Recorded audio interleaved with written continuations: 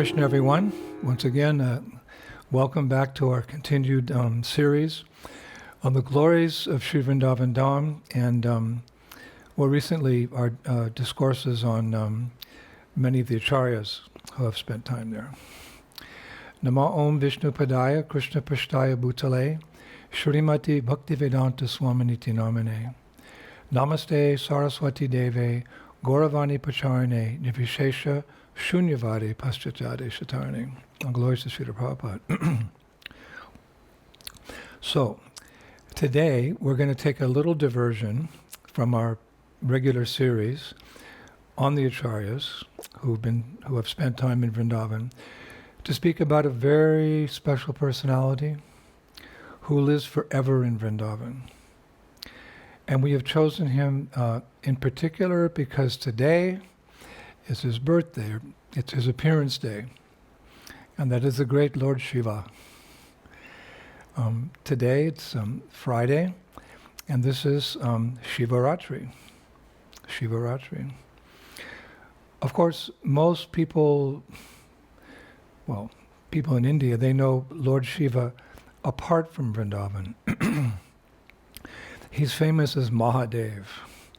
Maha, of course, means great, and Deva means what refers to the demigod. So he's amongst many things, he's the greatest of the devotees. And I found a beautiful prayer that the devotees offer to him in Swargaloka. It's an interesting prayer. Quote, "We worship the three-eyed one, Lord Siva, who is fragrant and who nourishes all beings. May he liberate us from death for the sake of immortality, even as a cucumber is severed from its bondage to the vine." Unquote. I mean, we could go on for hours and hours about the glories of Mahadev, of Lord Siva. We know he lives on Mount Kailash with Parvati. He's in charge of the tamogun, the mode of ignorance. He's always accompanied by ghosts and witches and hobgoblins and demons and rakshasas. He purifies them by his association. He destroys the cosmos at the end of creation with his special dance. He has a special drum that he plays, and he does a wild dance, and the friction causes the creation to be destroyed. So how is it that today we're introducing him as, quote, a very special personality who lives forever in Vrindavan? Well, as Gaudiya Vaisnavas, we see him in a different light. Chakshudan, we literally see through the eyes of Shastra. Through Shastra we see. We see through Guru Shastra and Sadhu. We see the glories of the Lord through the eyes of Shastra. I remember when we were in the military, we used to sing, it was called, I think, that the Battle Hymn of the Republic. My eyes have seen the glory. How's it go? My eyes have seen the glory of the Lord. He has sounded forth the trumpet that shall never sound retreat.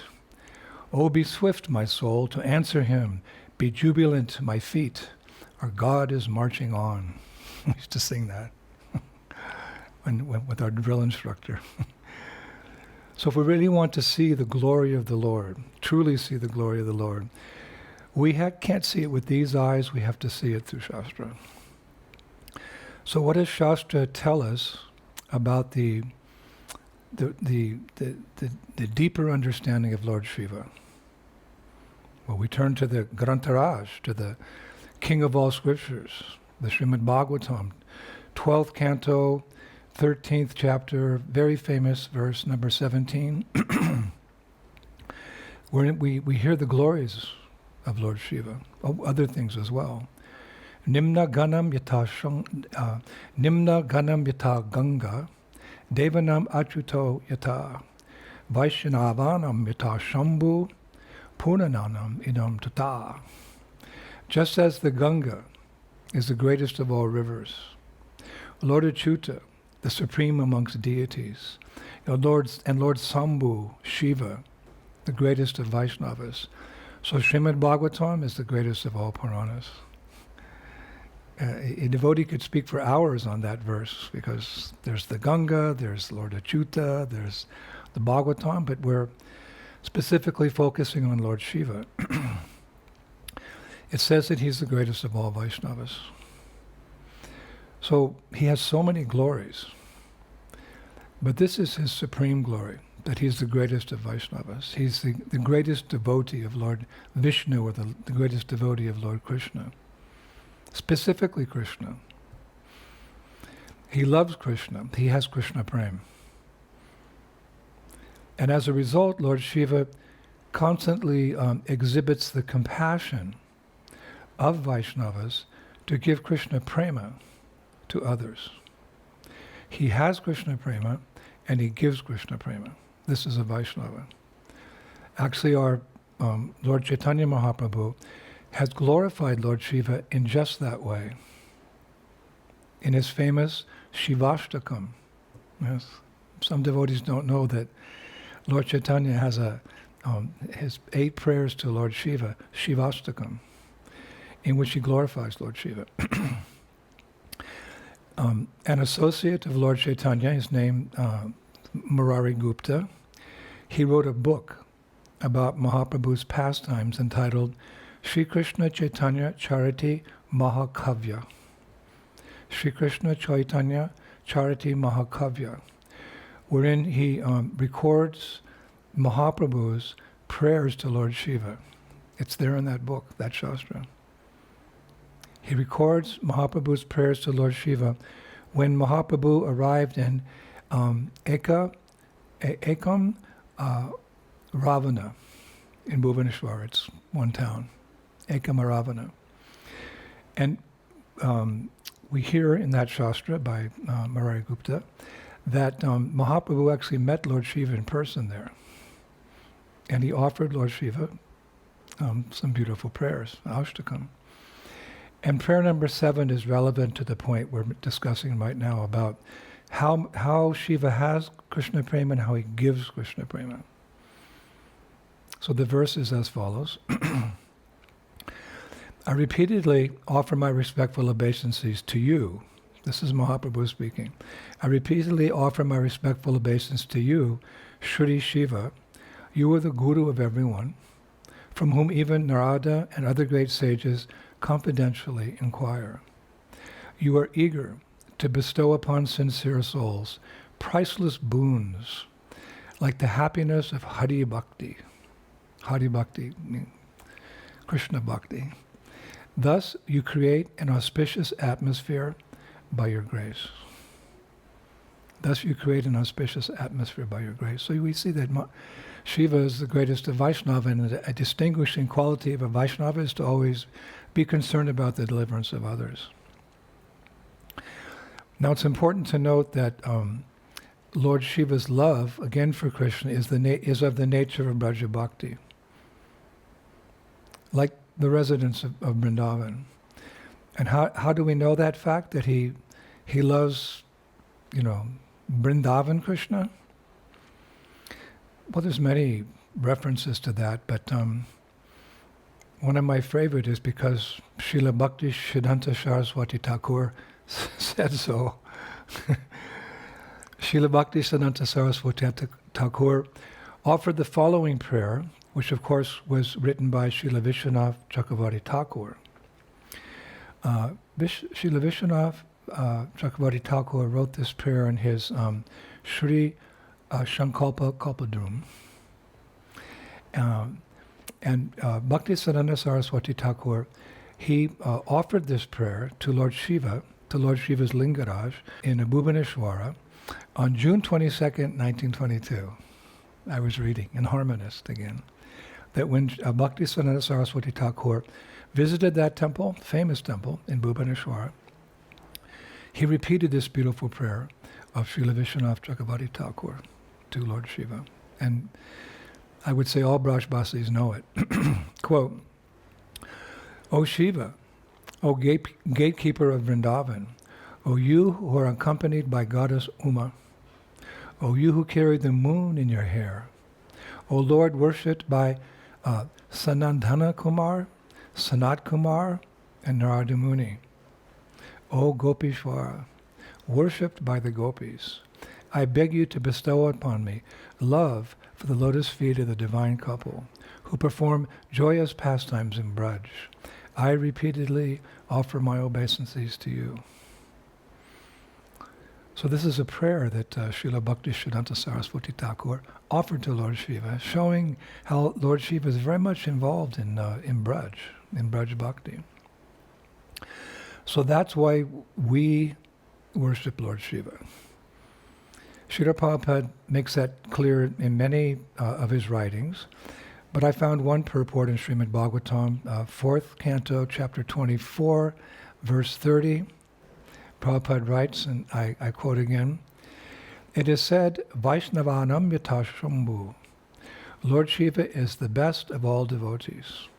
Therefore, all devotees of Lord Krishna are also devotees of Lord Shiva. In Vrindavan, there is Lord Shiva's temple called Gopisvara. The gopis used to worship not only Lord Shiva, but Katyayani or Durga as well. But their aim was to attain the favor of Lord Krishna. A devotee of Lord Krishna does not disrespect Lord Shiva, but worships Lord Shiva as the most exalted devotee of Lord Krishna. Consequently, whenever a devotee worships Lord Shiva, he prays to Lord Shiva to achieve the favor of Krishna, and he does not request any material profit. So there it is in a nutshell. We're also worshippers of Lord Shiva, because we know that one can only approach the Lord through the medium of his devotee. So here's the Lord's greatest devotee. So you do the math. So in that beautiful prayer by Srila Vishwanath Chakravarti Thakur, it's mentioned that Lord Shiva is the, quote, gatekeeper of Vrindavan. He's also referred to as the protector of the Dham. Essentially, because of the gatekeeper and the protector, it means the same thing. And how is Lord Shiva protecting the Dham? He is protecting the Dham by his presence in 4 places. You could say 4 corners of Vrindavan. He's protecting the Dham as Gopisvara Mahadev in Vrindavan Central, as Kameshwara Mahadev out at Kamyavan, as Chaklashwara Mahadev at Govardhan Hill, and Nandishwara Mahadev out at Nanda. These are the 4 ways. Gopisvara Mahadev is actually one of the most, you could say, prominent deities in our Gaudiya Vaishnava Sampradaya. As we know, as it said, one cannot enter in Vrindavan without his permission, without Lord Shiva's permission. In the Bhakti Ratnakara, chapter 5, verse 3741, it said, Shrimad Gopishvaram Bande Shankaram Kanu Mayam Sarva Klesha Haram Devam Vrindaranya Rati Pradam. Quote, I offer my respectful obeisances to Gopishwara, who is Lord Shiva himself. He is very merciful, removes all troubles, and grants spiritual love in Vrindavan. He grants spiritual love in Vrindavan. Also in the song Braja Dhamma Mahimamrita, there's the following line, Jaya Jaya Gopishwara Vrindavana Maj. All glories to Gopishwara, Shiva, who resides in the holy Dham of Vrindavan. So Shiva is a very integral part of Vrindavan Dham. And then the second way he's guarding the Dham, Kameshwara Mahadev at Kamyavan. As we've discussed many times, Kama means desire. It can also mean spiritual desire. And it's said that Kameshwara Mahadev is the fulfiller of one's spiritual desires. In Braj Bhakti Vilas, chapter 6, verse 3, by our beloved Narayan Bhatta Goswami, we haven't mentioned him for a while, but good to mention him again. He says about Kameshwara Mahadev out of Kamyavan, quote, O Lord Kameshwara Mahadev, I pay my respects to you, for you are merciful by nature, and you made Kamyavan the most desired place for the devotees by your presence.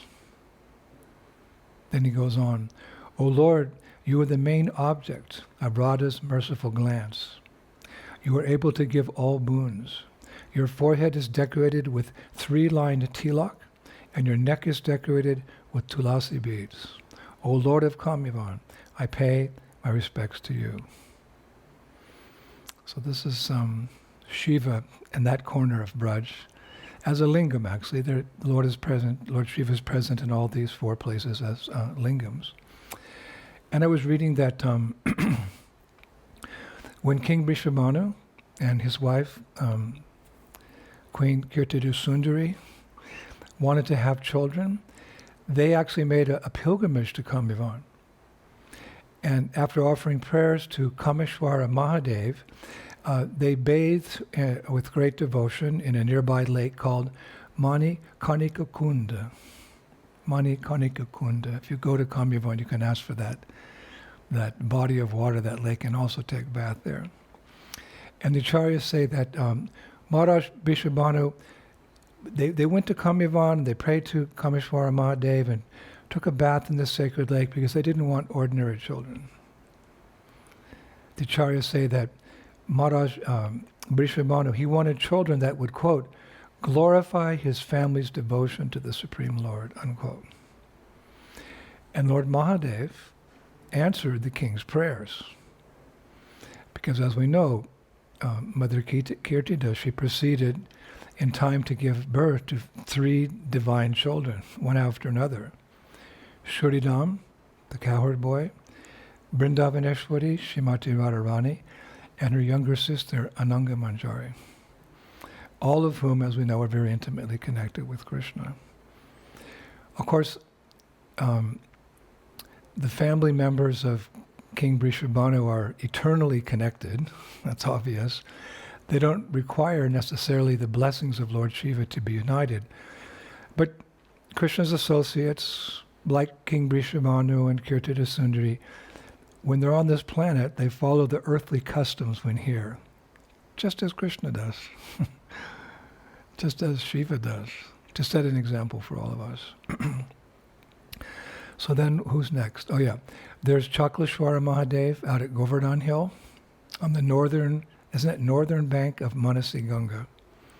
Sanatana Goswami, Srila Sanatana Goswami spent so much time there.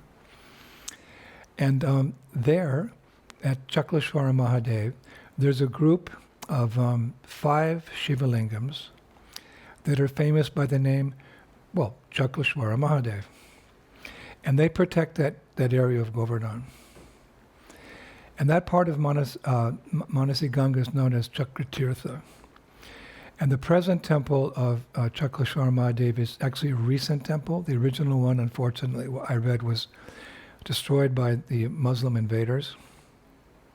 However, the various deities there are very old. And they're actually said to have been installed by Krishna's great-grandson, Arjuna. Then we're on number 4. Nandishwara Mahadev out at Nandagaon, where there's the palace of Nanda Maharaj. That palace is situated atop Nandishwara Hill, and that hill is actually a form of Lord Shiva, who performed tapasya for several thousand years to be able to enter into Lord Krishna's pastimes in Vrindavan. I think we'll discuss that a little bit later. But there's a lingam out there, and that's, where Lord Shiva is guarding. Srila Vishwanath Chakravarti Thakur, he writes in his Braja Riti Chintamani, first chapter, number 15, some nice glorification of that Nandishwara Hill where that Shiva lingam situated. He writes, quote, "The devotees declare that Nandishwara Hill, the form of Lord Shiva, now shining as Nanda Maharaja's capital, is an endlessly beautiful crown decorating Braj, Vrindavan," unquote.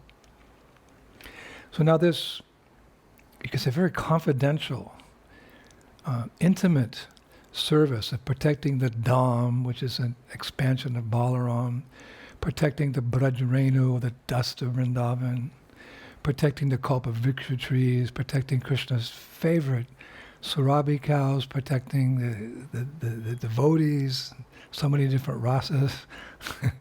This amazing service of being the protector, the guardian, the gatekeeper, was given to Lord Shiva by Mother Purnamasi, Yogamaya, personified as Mother Purnamasi. Most of you know, of course, that at one time, Lord Shiva heard so much about Braj. And if you hear about Braj, what happens? Eventually your heart melts.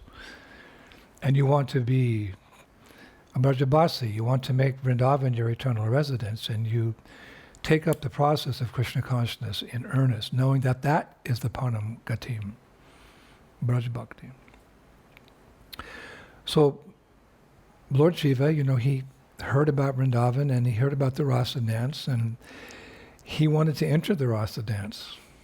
So he came to Vrindavan, he left Mount Kailash, he came to Vrindavan, and as he entered on the way where Krishna was performing the rasa dance that evening, he was met by Mother Purnamasi, who said, no, you cannot participate in a male form, or let us say even more specifically, in the mood of a male. You have to be female, and you have to have the mood of a gopi. So she said, okay, follow me, and she took him and she bathed him in the Mansarovara lake, and he came out with the form of a gopi. And he's looking around, and without asking any questions about, how should I act as a gopi, and what's my name, and what village do I come from, because these are all important things that the gopis know, and what is their service, etc. He just ran off for the rasa dance. And when he arrived at the Rasa Leela, the gopis, because gopis are very accommodating, if a new girl comes, they're very happy she's made it there, and they welcome her, and they talk and introduce her to Radha and Krishna and her new residence and her seva. So all the gopis gathered around Lord Shiva as a gopi, and they said, oh, so what village are you from? So Lord Shiva, let's say he was about to say, oh, I'm from Kailash. No. He couldn't say Kailash. That's a whole other mood. He didn't say anything. So then they said, so what's your husband's name? And she, as Lord Shiva didn't know how to say, and well, how many cows does your husband have? And who are your children? And this new gopi, she had no answers. So the other gopis, they're very protective of Vrindavaneshwari, Srimati Radharani. They're protective of Krishna, the divine couple. So they said, there's something fishy going on here. There's something that's not right here. She looks like an imposter. And some accounts say they were ready to give her a little knock. But Mother Purnamasi appeared. So then she revealed the whole pastime evolving. She said, girls, this is Mahadev, Shiva. He's great demigod. Be careful, do not take any action against him. So the girls are very respectful to any devotee.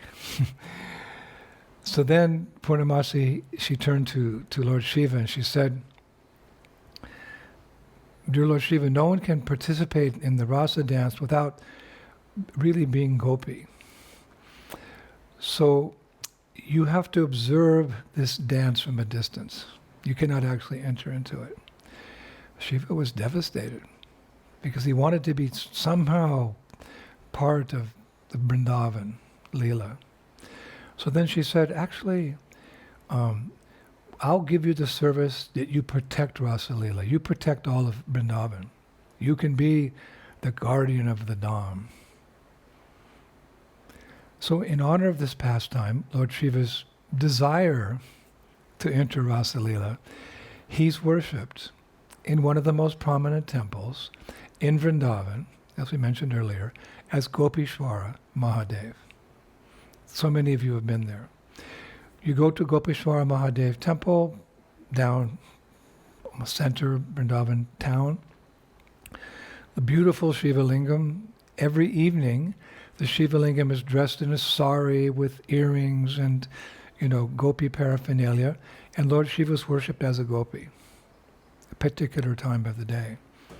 And many pilgrims come to him. This is again the tradition that traditionally in Braj culture, when you arrive in Braj, you go and you ask Mahadev, please, Gopisvara Mahadeva, please grant me permission to enter into the Dham. And not just in the sense physically, but in the mood of a Brajabasi. You give me those blessings. So we can see his eagerness to be part of the Braj Leela. But as I was reading, I understood that Lord Shiva expressed his love for Vrindavan even before Vrindavan was manifest on this earth. Yes. Long, long ago, Lord Shiva desired, this is before Krishna's presence, 5,000 years ago. Long ago, Lord Shiva desired to be present when Lord Krishna displayed his pastimes on this earth. And in order to do so, he performed very long, arduous penances with his mind firmly fixed on that goal. So it's described that Krishna appeared and, he was grateful that Shiva wanted to be part of his pastimes, the playground of God, Vrindavan. And he said, so how can what blessing I can give you? So Lord Shiva asked for a very interesting blessing. He said, Lord Krishna, please, I want to be allowed to appear as a mountain in Vrindavan. So Krishna said, why do you want to be a mountain?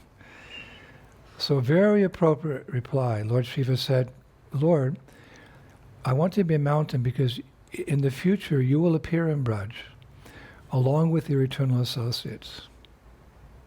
And you will walk all over Vrindavan. And you will walk on this mountain that I will become.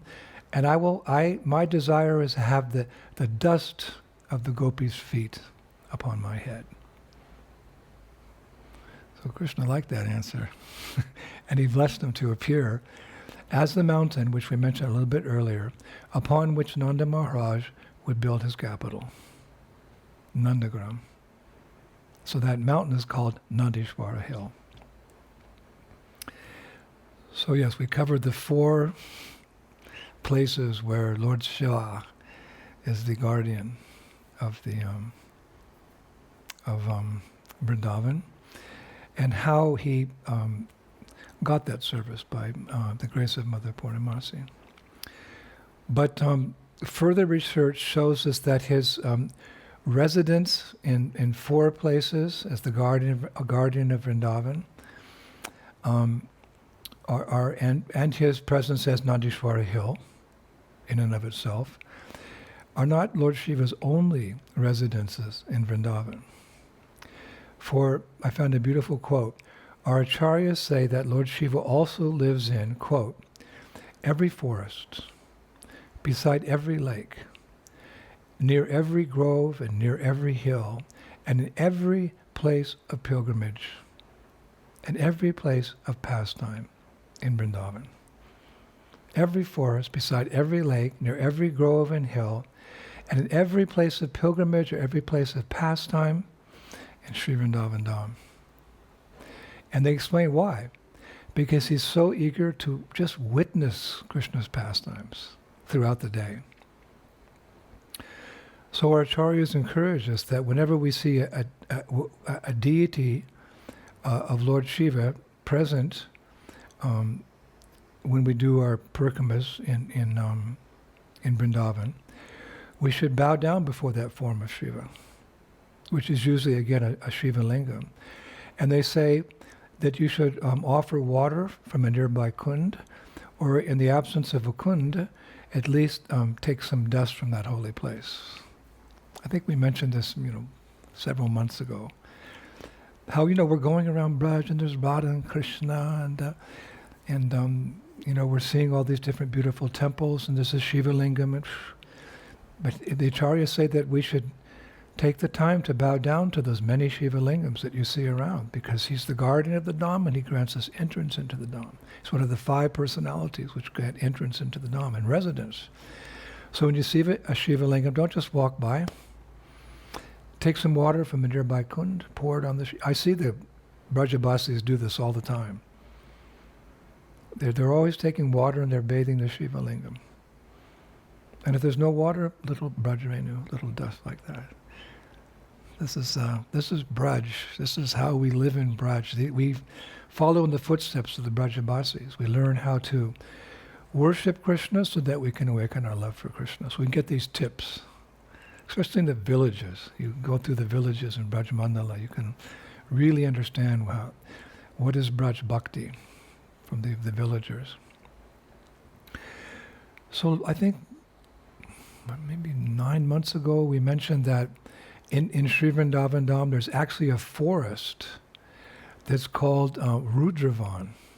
There's so many forests, right? There's the 12 main forests, and there's the sub-forests, and there's the sub-sub-forests, and it goes on. And there's actually a forest named after Lord Shiva. Van means forest, so Rudra is one name of of Lord Shiva. So Rudravan. And it's recommended that just as one goes to Gopisvara Mahadev and the center of the town, one should also visit Rudravan to get Lord Shiva's blessings, to serve Krishna and to love Krishna and become an eternal resident of Braj.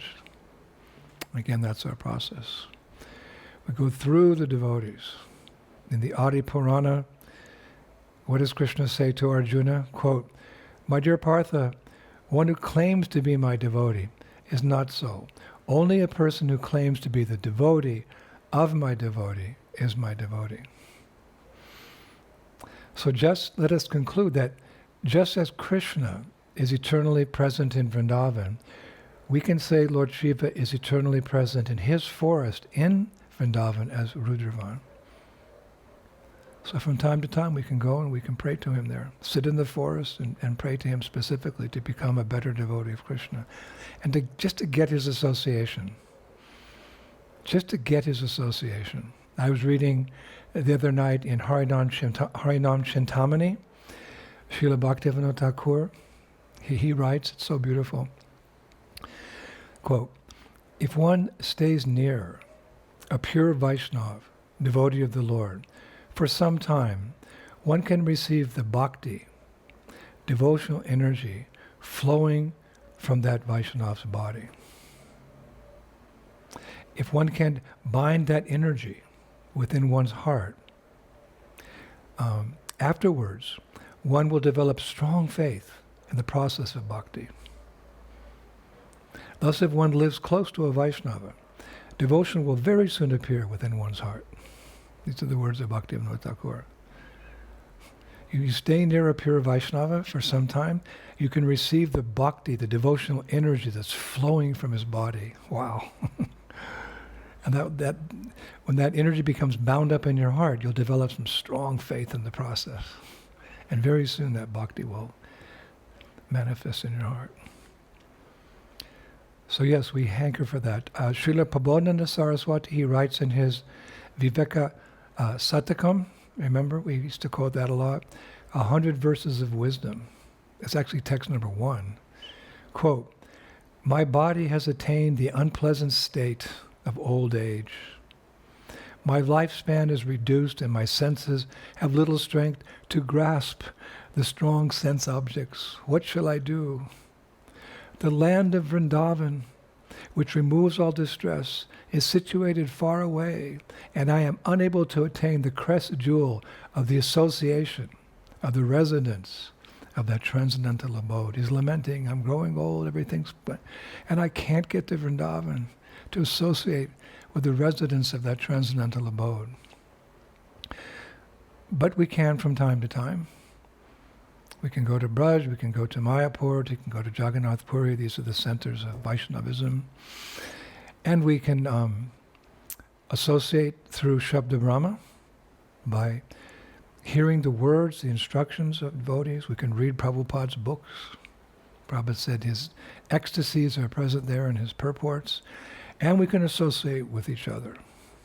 Hari, Guru, and Vaishnava. So, if we act like this, if we try our best to become devotees by surrendering to a devotee, that devotee will bless us. And Shiva will bless us. In the fourth canto of the Bhagavatam, chapter 24, text number 28, Lord Shiva mentions how a devotee is very dear to him, a Krishna Bhakta is very dear to him. He says, any person who is surrendered to the Supreme Personality of Godhead, Krishna, the controller of everything, material nature as well as the living entities, is actually very dear to me. Any person surrendered to Krishna, he says, is very dear to me. So, like that. It's the science of Krishna consciousness. He's pleased to see when we're worshiping Krishna. Because he's a great devotee, he'll give us blessings. We can become better devotees. So, there's some pastimes of Lord Shiva in Rudravan. That's his abode, in Braj. The Acharyas write that once, while deep in meditation in Rudravan, Shiva, what was it? He suddenly called out to the divine couple, "Oh, abodes of mercy, please be kind to wayward souls and drive away their fears with the gift of pure devotion to you." Always thinking of our welfare. "Oh, abodes of mercy, please be kind to the wayward souls and drive away their fear with the gift of pure devotion to you." So while he was saying that, in our interest, we're all wayward souls. We've lost our path. We're like the black sheep of the flock. While he was saying that, thinking of our welfare, it's described that tears of compassion stream down Lord Shiva's eyes onto the ground. The Acharyas say, just as the river Ganges falls in powerful streams from his matted locks onto the peaks of the Himalayas. So that's how the tears were coming out of his eyes. And those tears formed a lake in Vrindavan, in Rudravan. It's called Rudrakund. Or sometimes I read it's called Rudan Kund, but either way, Rudrakund. Those tears, that lake is full of they are the tears of Lord Shiva, feeling compassion for the fallen conditioned souls, asking Radha and Krishna to give us their prema. So who would not want to go to Rudravan and bathe in Rudrakund? And don't think, oh yes, that was, so many thousands of years ago, and now it's a new water. No, that's mundane conception. Everything in Braj is eternal. But those aren't the only tears that formed this particular lake in Rudravan. Once the gopis came to Govardhan Hill expecting to see Krishna, herding his cows, and they didn't find Krishna herding his cows at Govardhan Hill, so they're heartbroken. And someone said, but he's far away, he's on the banks of the river Jamuna. So unable to suppress their sorrow, it's described that the gopis, they ran to Rudravan and onto the banks of Rudrakund, and because Krishna was so far away that day, they couldn't attain him. There they stayed, and they cried so profusely that their tears caused that kund now to overflow its banks with their tears. And then that water washed their lotus feet. So not only is Rudrakund made from Lord Shiva's tears, out of compassion for us, but the tears of the gopis as well. And that water mixed together washed their lotus feet. Those were their tears of separation. And they mixed with Lord Shiva's tears let's go to Rudrakund in Rudravan and just take, a bath, sacred bath there. Now I also read that sometime later Krishna and Balaram passed Rudrakund one time on their way to Mathura, it said. Actually, that pastime happened. Krishna and Balaram passed Rudrakund on their way to Mathura with Akura on the chariot to go to Mathura on the invitation of King Kamsa. They passed by that kund. And the local Brajabasis, remember we discussed one time the Brajabasis followed them as long as they could until they couldn't walk any further. And they stopped.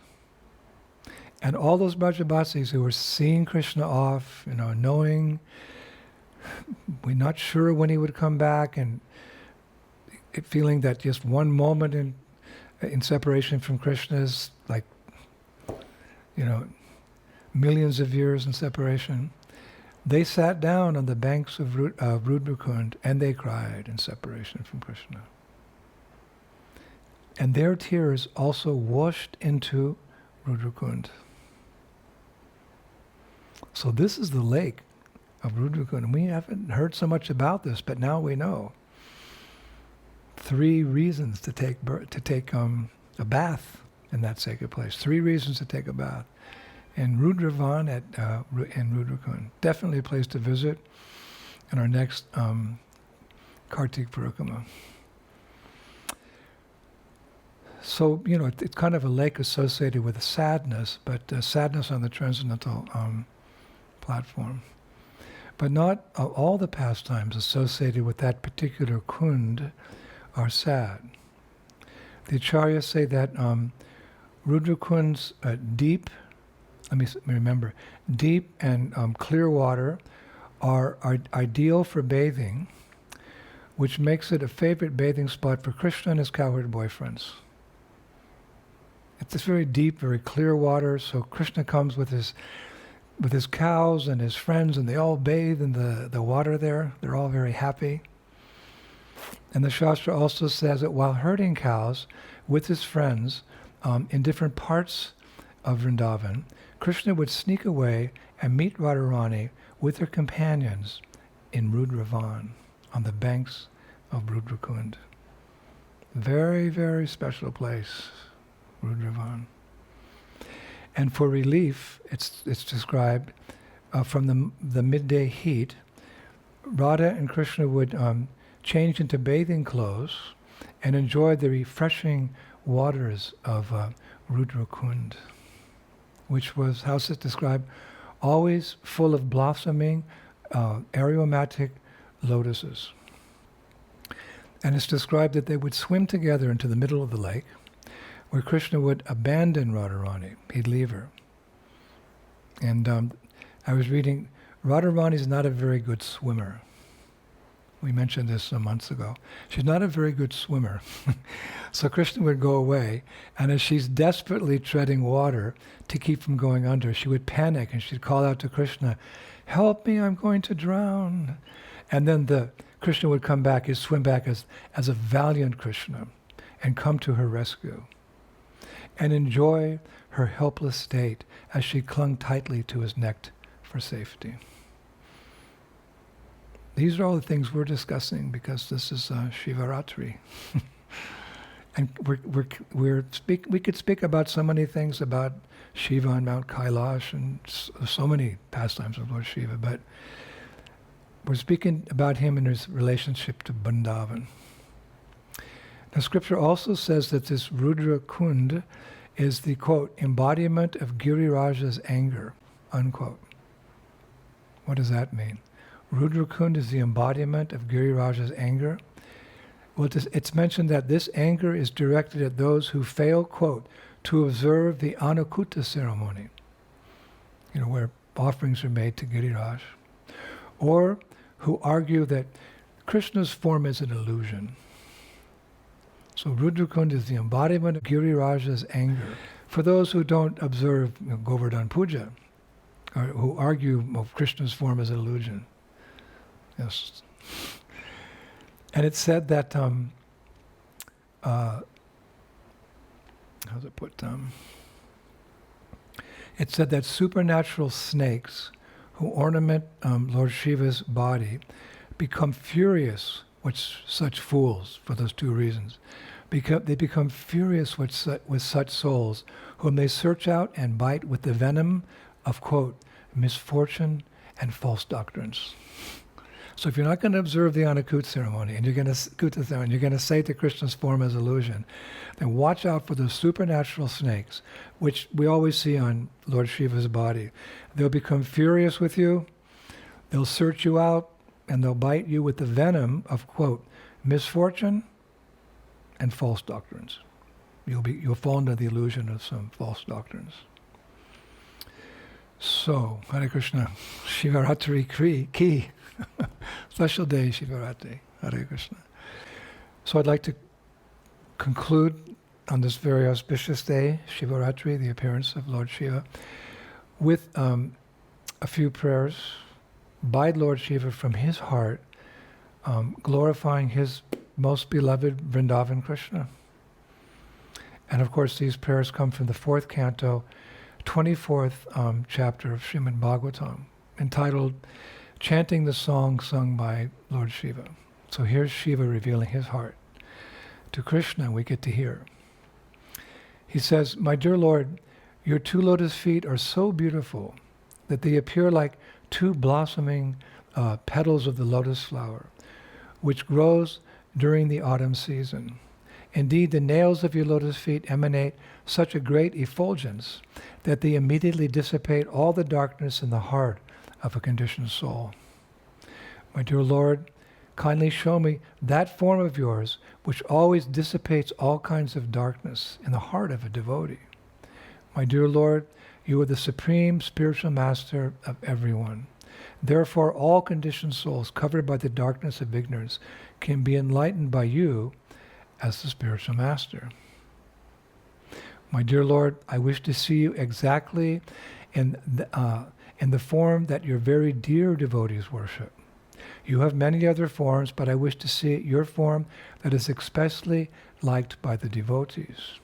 Please be merciful upon me and show me that form, for only that form worshipped by the devotees can perfectly satisfy all the demands of the senses, the spiritual senses. Nice prayers by Lord Siva. So, appearance day of Lord Shiva ki, Sivaratri ki, Sri Gopisvara Mahadeva ki, Sri Vrindavan Dhama ki, Sri Prabhupada ki. So it's kind of a special lecture today. We took time off from our acharyas to speak about a person who lives eternally in Sri Vrindavan Dhama as the guardian and the protector to whom we approach for entrance into that sacred abode. So we'll be back in a couple days, continue with our lectures on some of our great acharyas in Vrindavan. Thank you, Prabhus. Hare Krishna. Shri Gauri Thai ki, Shri Krishna Balaram ki, Shri Radha Shama Sundar ki, Vrindavaneshwari Shrimati Radharani ki, Shri Gopisvara Mahadeva ki, Shri Prabhupada ki, Gok Vrindavan Dhama ki, Gopimanandi, Jaya Jaya Sri Radhe Shyam. Hare Krishna. Have a wonderful Sivaratri.